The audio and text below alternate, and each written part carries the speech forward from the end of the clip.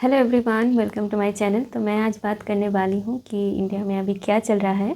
तो अभी चल रहा है धुरंधर द रिवेंज। और मैं ये मूवी 19 को ही देख कर आ चुकी थी, पर मुझे समझ नहीं आ रहा था कि मैं कैसे वीडियो बनाऊँ। मैं इतना इमोशनल फील कर रही थी, इस मूवी के बारे में सोच रही थी इतना। पर मैंने एक नो स्पॉइलर वीडियो डाली हुई है इसी चैनल में। शॉर्ट एक वीडियो है जो कि मैंने जो मूवी जब देखी थी तभी मूवी देख के आने के बाद ही मैंने बनाई हुई थी। वो आप देख सकते हैं, मेरे चैनल पे ही अपलोड हुआ है। और मैंने एक ब्लॉग भी डाला हुआ है कि मैंने कैसे मूवी देखने गई और कैसे लगा और क्या क्या किया मैंने। वो भी एक ब्लॉग डाला हुआ है, शॉर्ट ब्लॉग है, आप देख सकते हैं, इसी चैनल में डाला हुआ है। और मैं सोच रही थी कि मैं एक नो स्पॉइलर वीडियो बनाऊंगी, लॉन्ग वीडियो। फिर मैंने सोचा कि एक स्पॉइलर वीडियो भी बनाऊंगी, पर मैं बना नहीं पा रही थी क्योंकि मैं इतना मतलब इस मूवी के बारे में सोच रही थी। और जो गाना था फिर से नैना भरे, वो गाना मैं लूप में सुन रही थी और इतना इमोशनल हो रही थी कि क्या देख लिया मैंने और क्या बना दिया आदित्य धर ने और रणवीर सिंह ने, क्या एक्टिंग कर दिया इस मूवी में।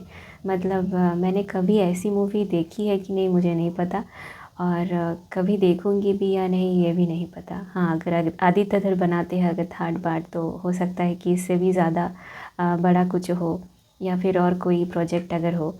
पर हाँ, मैं उम्मीद तो कर सकती हूँ कि ऐसी मूवी और देखने को मिले, क्योंकि जो फिर सिनेमा लवर्स होते हैं उनके लिए बहुत अच्छी स्टोरी, बहुत अच्छी एक्टिंग, डायरेक्शन, ये बहुत अच्छा लगता है कि ऐसी मूवी भी हो सकती है और एंटरटेन के लिए भी अच्छा है। इस मूवी के बारे में बात कर लेते हैं कि बहुत बातें हो रही है इस मूवी के बारे में। फ़र्स्ट ऑफ़ ऑल बहुत सारे वीडियोज़ भी हैं, मतलब लीक्ड वीडियोस, शॉर्ट वीडियो, जो सीन है मूवी में, प्लॉट ट्विस्ट जो डाले गए हैं। बहुत सारे सीन में ये दिखाया जा रहा है। अभी यूट्यूब में ही आपको मिल जाएगा बहुत सारे वीडियोस। मैं सारे वीडियोस देख रही थी और जो भी बातें चल रही है, मतलब इस मूवी को लेकर जो प्रोपेगेंडा एजेंडा वाली मूवी जो बताया जा रहा है, तो मैं वो देखने के बाद मुझे ये लगा कि बताना चाहिए मैं क्या फ़ील करती हूँ इस मूवी के बारे में। तो जो भी दिखाया गया है और आज तक जो भी मूवीज़ हुए हैं, जो डायरेक्टर होते हैं, एक्टर तो उतना नहीं, पर डायरेक्टर और प्रोड्यूसर्स जो होते हैं मूवी जो भी बनाते हैं बॉलीवुड में या फिर किसी भी इंडस्ट्री में, हॉलीवुड भी हो सकता है, तो उनका एक आइडियोलॉजी होता है और क्या दिखाना है और क्या दिखाना नहीं है वही डिसाइड करते हैं। जनता है उनके दिमाग में क्या आइडियोलॉजी पुट करना है, ये हमेशा होता आ रहा है। और इसीलिए मूवी को एक सॉफ्ट वेपन की तरह भी यूज़ किया गया है। बहुत मतलब ये हिस्ट्री बोलती है ये, और इंडिया में भी ये हुआ है, बहुत पहले से होता आ रहा है। पर ये जो मूवी है ये बहुत सारे ट्रू इवेंट्स को भी दिखाती है। आई थिंक आप देख ही चुके होंगे जो भी वीडियोस, रियल लाइफ जो फुटेज हैं, एंड जिनका भी मर्डर हुआ है अननोन गनमैन के द्वारा, उनका जो नेम है वो भी दिखाया गया है इस मूवी में। और वो सब सही में थे और हुआ है ये सब। मतलब ये बोला जाता है कि एजेंडा है, प्रोपेगेंडा है, तो ये सब चलता आ रहा है। और जब किसी मूवी में पॉलिटिक्स को टच करते हैं और रिलीजियन की भी बात आती है, तो एक आइडियोलॉजी तो दिखाया जाता ही है। और अगर वो आइडियोलॉजी किसी की पसंद वाली हो तो उसे वो मूवी पसंद आती है, सारा कुछ पसंद आता है। अगर नहीं हो तो वो पसंद नहीं आता। तो बहुत सारे लोगों को ये पसंद आ रही है। और इसमें जो ट्रू इवेंट्स दिखाए गए हैं, जिनको भी पसंद आ रहा है वो तो ठीक ही है, और जिनको नहीं आ रहा है उनका भी आइडियोलॉजी अलग हो सकता है। पर मुझे लगता है कि एक अच्छा जो मूवी होता है उसका मेन फोकस होना चाहिए स्टोरी राइटिंग, जो सीक्वेंस आते हैं मूवी में, जो सिनेमेटोग्राफी होता है और जो एक कहानी दिखाने का जो तरीका होता है, वो असली चीज़ होती है। इसीलिए और ऑडियंस को एक मूवी अच्छी लगती है अगर जो दिखाने का तरीका है वो अच्छा हो। तो इस मूवी में जो दिखाया गया है, ट्रू इवेंट्स जो भी है वो दिखाया गया है, जो लिंक किया गया है कैरेक्टर्स के साथ, तो बहुत ही मतलब दिल को छूने जाने वाली सीन्स थे बहुत सारे। इसीलिए ये मूवी इतनी अच्छी लग रही है सबको। बहुत सारे लोग ऐसा एजेंडा वाली मूवी इसको बता भी रहे हैं, फिर भी बहुत सारे लोग ये देखने को जा रहे हैं और देखेंगे भी, क्योंकि ये बहुत अच्छी मूवी है। और मुझे लगता है कि ये बहुत दिन तक सिनेमाघरों में भी चलेगा। और आप देख ही सकते कितनी भीड़ थी, मैं जब देखने गई ये मूवी तो सिनेमा हॉल में बहुत भीड़ थी, और अभी भी ये हाउसफुल चल रहा है। तो आप सोच ही सकते हैं कि कितना क्रेज़ है इस फिल्म का। तो मैं फ़र्स्ट ऑफ़ ऑल बताना चाहती हूँ कि ये जो मूवी जब स्टार्ट होता है तब एक पिक्चर खींची जाती है होल फैमिली के साथ, फिर बैक स्टोरी दिखाया जाता है और एक्शन सीक्वेंस स्टार्ट हो जाता है। तो हमें पता नहीं चलता कि क्यों हुआ, कैसे हुआ, क्यों कर रहा है ये सब। तो ये जो मोमेंट है कि एक टेंशन बिल्ड कर रहा है एक मूवी, और हमें पता नहीं चल रहा था क्यों ये जा रहा है, मार क्यों रहा है इनको। तो वो जब बैक में जब आते हैं और जब शुरू होती है जो स्टोरी, तब हमको पता चलता है कि क्या क्या हुआ था उसके साथ और कितनी पैथेटिक स्टोरी है जो दिखाया गया है। उसके बहन के साथ क्या क्या हुआ था। तो एक बहन के लिए एक भाई क्या कर सकता है, ये बहुत इमोशनल एक पार्ट था। मुझे बहुत अच्छा लगा जो पार्ट था फर्स्ट वाला। मतलब एक्शन दिखाने के बाद जो हमें स्टोरी पता चलती, ये जो दिखाने का तरीका था ये मुझे बहुत अट्रैक्ट कर गया था। और फिर तो उसको रिक्रूट किया जाता है प्रोजेक्ट में, और फिर से हमें रेमान डकैत की मौत के बाद से लियारी में क्या क्या होता है, क्या क्या गैंग वार चलती है। और उजेर बालोच का भी जो पार्ट है, जो सनकी टाइप का एक कैरेक्टर दिखाया गया है, और हमज़ा जो बोल रहा था वही वो मान ले रहा था। तो ये भी एक बहुत एक कैरेक्टर बिल्डिंग भी बहुत अच्छी हुई है और बहुत मज़ेदार था वो पार्ट भी। फिर जो ट्विस्ट्स डाले गए हैं बीच में, जो ड्रग कार्टेल वाला सीन था और उसमें दाऊद इब्राहिम को दिखाया गया है, और जो हम जो जानते हैं, जो चेहरा हमें पता था, उसके बाद जो असली चेहरा, अभी का चेहरा जो दिखाया गया है, वो जो ट्रांजिशन है एक जो दिखाया गया मूवी में, वो बहुत ही काबिल तारीफ़ एक ट्रांजिशन है। और मुझे लगता है कि ये स्टोरी राइटिंग और जो स्क्रीन प्ले का जो एक प्रोसेस होता है, ये बहुत अट्रैक्ट कर गई है ऑडियंस को। और उसके बाद जो एक इंटरमिशन आता है, उसके पहले जो सीन है, जो फ्रेंड होता है और वो कैसे ड्रग माफिया बन चुका है और कैसे पहचान गया हमज़ा को, और उसके उसमें जो एक टेंशन थी और इंटरवल के बाद क्या होगा ये सब सोच रहे थे, और ये भी बहुत बढ़िया थी ये सीन। उसके बाद जब मारा जाता है, और इंटरमिशन के बाद ही होता है ये सब कि आलम भाई जब मर जाते हैं, हमज़ा को उसको मतलब मारना पड़ता है, वो जो सीन था वो बहुत ही इमोशनल था। उसके बाद येलिना का एक सीन है और वो भी बहुत इमोशनल है। सारा अर्जुन ने बहुत अच्छे से ये प्ले किया है। आई थिंक एक न्यू कमर के लिए ये बहुत ही चैलेंजिंग एक प्रोसेस थी। मुझे लगता है बहुत ही काबिल तारीफ़ उनका भी एक्टिंग है। और उसके बाद स्टोरी जब आगे बढ़ती है और जो अननोन गनमैन जो किलिंग्स करते हैं, उसमें एक सबसे अच्छा जो पार्ट मुझे लगा कि ज़हूर मिस्त्री का जो मर्डर किया गया, तो उसमें जो अजीत सान्याल का भी कैरेक्टर क्या बढ़िया लिखा गया है, और अजीत डोभाल के साथ उनका जो सिमिलरिटी और वो जो इंस्पायर्ड कैरेक्टर है, वो भी कितने अच्छे से ये फिट इन होता है इस फिल्म में, वो भी बहुत बढ़िया थी। और ज़हूर मिस्त्री वाला जो सीन था वो भी बहुत मतलब ये तो बहुत बढ़िया सीन थी और बहुत मज़ा आया वो देखने के।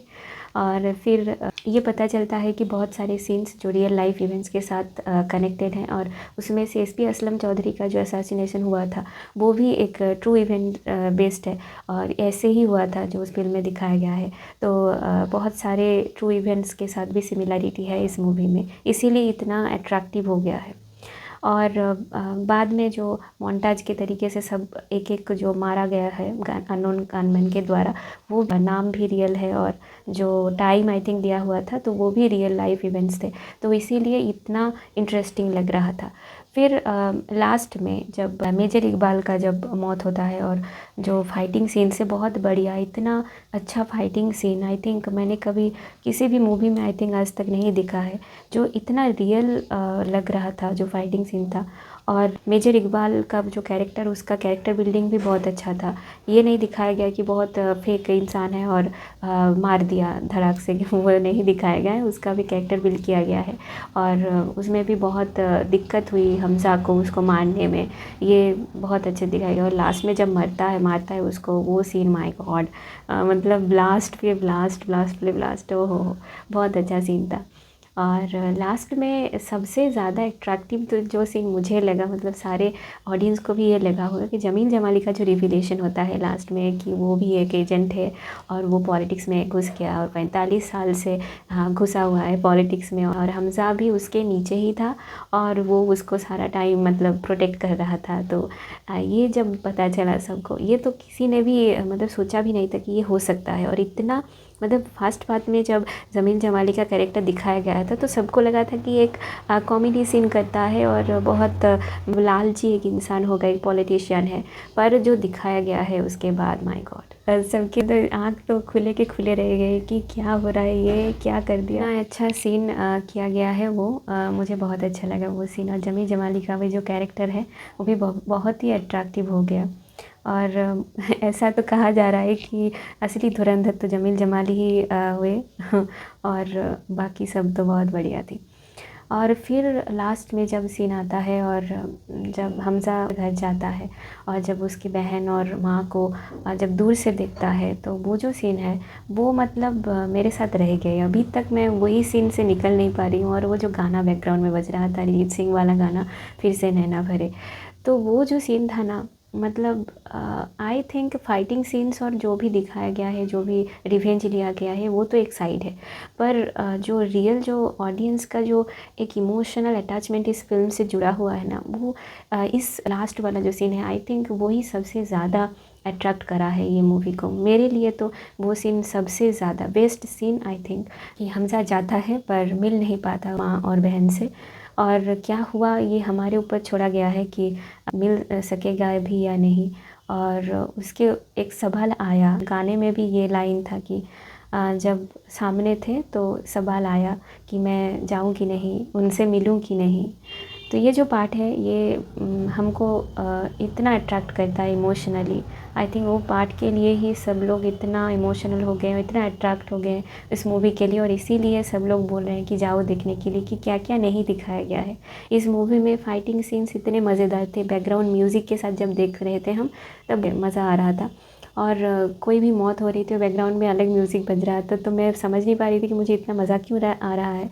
और इसमें इतना थ्रिलिंग सीन्स थे, इमोशन है, थ्रिल है, एक्शन है, एक्शन भरपूर है, ब्रूटल एक्शन है। और फिर जो इमोशनल ट्विस्ट लास्ट में, एक ट्विस्ट है, फिर इमोशनल जो सीन आता है लास्ट में, वो बांधे रखता है और बहुत अट्रैक्ट करता है लोगों को। और इसी सीन से मतलब लास्ट में जो दिखाया जाता है बलिदान परम धर्म, तो इससे हमें पता चलता है कि कितने लोग बलिदान कर रहे हैं हमारे जो हमारा देश है उसके लिए। कितने अननोन गनमैन, अननोन एजेंट्स और कितने फौजी जो शहीद होते हैं, और आर्मी के लोग, एयरफोर्स के लोग कितने हैं जो कि हरदम यही कोशिश करते हैं कि हमारे जो इंटीग्रिटी है, हमारा जो नेशनल सिक्योरिटी है, उसको प्रोटेक्ट करा जाए। और हम कैसे इसको प्रोटेक्ट कर रहे हैं सदियों से। तो यही एक रियलिटी है भारत का। और बलिदान परम धर्म, ये बहुत मतलब दिल को छूने वाली एक लाइन है। और आई थिंक इसको मैं बयां नहीं कर सकती। ये जो फीलिंग है, जो म्यूज़िक और जो सीन था, ये जो फीलिंग दे रहा था अंदर अंदर, जो मैं फील कर रही थी, इसको मैं बयां नहीं कर पाऊँगी। तो मुझे लगता है कि ये फ़िल्म सबको देखनी चाहिए। जो भी चल रहा है, जो भी नैरेटिव्स हो रहे हैं, नैरेटिव वार चल रहा है, जो भी हो, पर ये एक बहुत अच्छी मूवी एक्सपीरियंस है, बहुत अच्छा लगेगा सबको। तो आप अगर देख चुके हैं ये मूवी 19 को, या कब देखा है आपने, ये बताइए। और आपको कौन सी सीन सबसे बढ़िया लगी, कौन सा ट्विस्ट सबसे अच्छा लगा, ये भी मुझे बताइए। और मैं ऐसे ही किसी और वीडियो में मिलूँगी। तब तक के लिए bye, take care and thanks for watching, bye.